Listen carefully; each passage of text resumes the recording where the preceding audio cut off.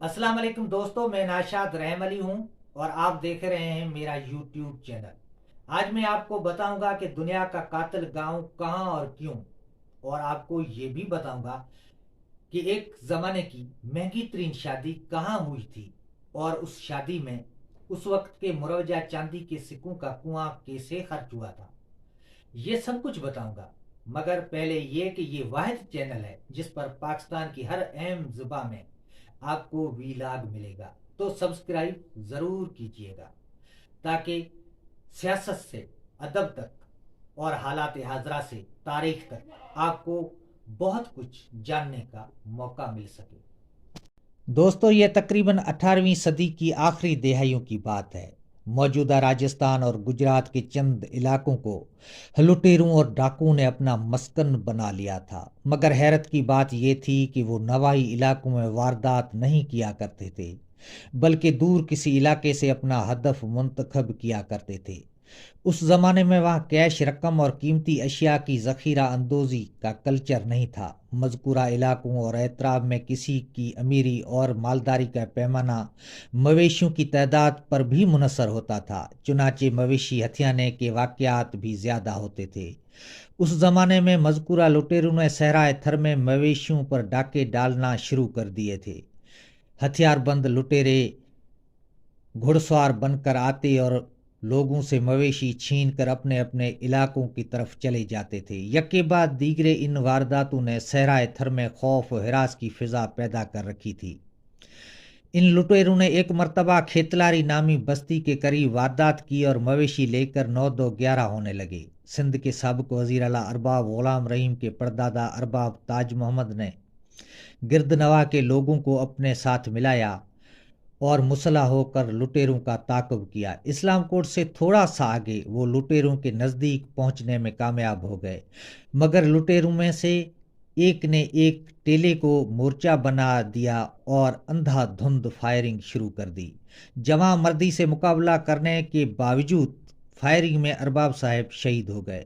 मरहूम के साथी भागकर सहराई टेलों में गुम हो गए। लुटेरों में से एक ने अरबाब साहब जैसे बहादुर इंसान की लाश को वीरानियों में छोड़ना मुनासिब नहीं समझा और लाश को ऊंट की पीठ पर लाद कर वर्षा के सुपर्द करने निकल पड़े। जिस तरह एक डाकू ने अपनी कुशादा दिली और अनोखी इखलाकियात पर मुश्तमिल रिस्की अमल से दुनिया को सरप्राइज दिया, इसी तरह मकतूल के वर्षा ने भी बुर्दबारी और अजमत का सबूत देकर कातिल को आंखों के सामने पाकर भी खून माफ कर दिया। और इस वाक़े को तारीख ने कुछ इस तरह महफूज कर लिया कि जिस मकाम पर यह कत्ल हुआ था उस बस्ती का नाम मारो हो गया। मारो की लफ्जी माना खून या कत्ल है। मज़कूरा गांव में 18वीं सदी के अवायली बरसों में मोहम्मद साबवानी नामी एक ऐसा सखी इंसान भी मौजूद था जो कि सिंध से बेल खरीद कर गुजरात के कच्छ वाले इलाके में फ़रोख्त किया करता था। घर पर होता तो चौपाल पर मेहमानों का हुजूम इकट्ठा होता था और जब मुसाफरी में होता तो भी काफिले की शक्ल में चलता था। अशिया खुर्दनोश और बर्तन भी ऊँटों और घोड़ों पर लदे होते थे।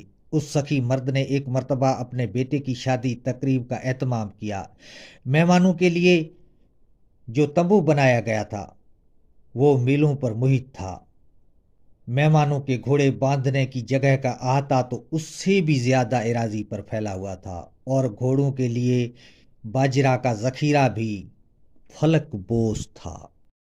उस ज़माने के महंगे तरीन खाने मेहमानों को पेश किए गए। मोहतमम के घर से लेकर मेहमान खाने तक लकड़ी की पाइप लाइन बिछाई गई थी जिसमें बहकर आने वाला असली घी खाने पकाने में इस्तेमाल हुआ था। उस ज़माने में मिट्टी के बर्तन ज़ेर इस्तेमाल होते थे, लिहाजा आम ऐलान था कि कोई भी चाहे तो अपने घर वालों के लिए इन बर्तनों में खाना भर कर ले जा सकता है। चुनाचे गरीब अवाम ने आसपास की बस्तियों में अपने घरों में मौजूद खवातीन और बच्चों तक लजीज खाना पहुंचाया। 40 किलोमीटर दूर गांव में मौजूद दुल्हन को लेने जब दूल्हे की बारात निकली तो रास्ते के किनारे पर मौजूद कई हजार से जायद दरख्तों में से हर किसी दरख्त की एक शाख को 2 पट्टे से ढांप दिया गया تاکہ کوئی راہگیر گزرے تو یہ قیمتی کپڑا اپنے گھر کی عورت کے لیے لے جا سکتا ہے۔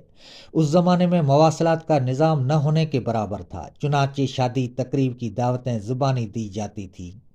ایسے کاموں کے لیے چند برادریاں مخصوص تھیں جنہیں منگنیار، منگتے اور فقیر وغیرہ کہتے تھے، جو کہ گانے اور ڈھول بجانے سمیت داستان گوئی وغیرہ کی مہارت بھی رکھتے تھے۔ مذکورہ شادی تقریب کی دعوت کے لیے 7 ماہ قبل ہی ایک ماہر منگتے کی خدمات حاصل کی گئیں، جسے چاندی اور سونے سے آراستہ قیمتی سجاوٹ سے مزین گھوڑا دیا گیا اور کہا گیا کہ 7 ماہ کے عرصے میں شادی کی دعوت دینے کا کام مکمل کرنا ہوگا، اور اس کے بعد یہ گھوڑا سجاوٹی اشیاء سمیت آپ کا ہوگا۔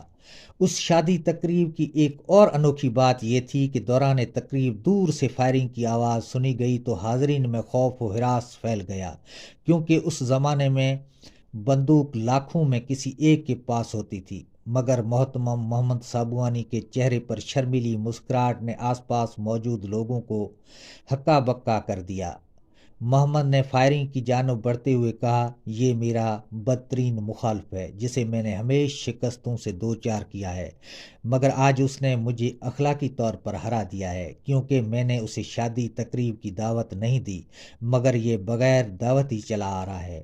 محتمم نے خود جا کر دشمن کے گھوڑے کی باغ دور اپنے ہاتھ میں تھمائی اور اعلیٰ اخلاقیات اور بے نظیر میزبانی کا نمونہ پیش کیا۔ کہتے ہیں کہ اس شادی تقریب میں اس زمانے میں مروجہ سکوں سے بھرا کنواں خرچ ہوا تھا۔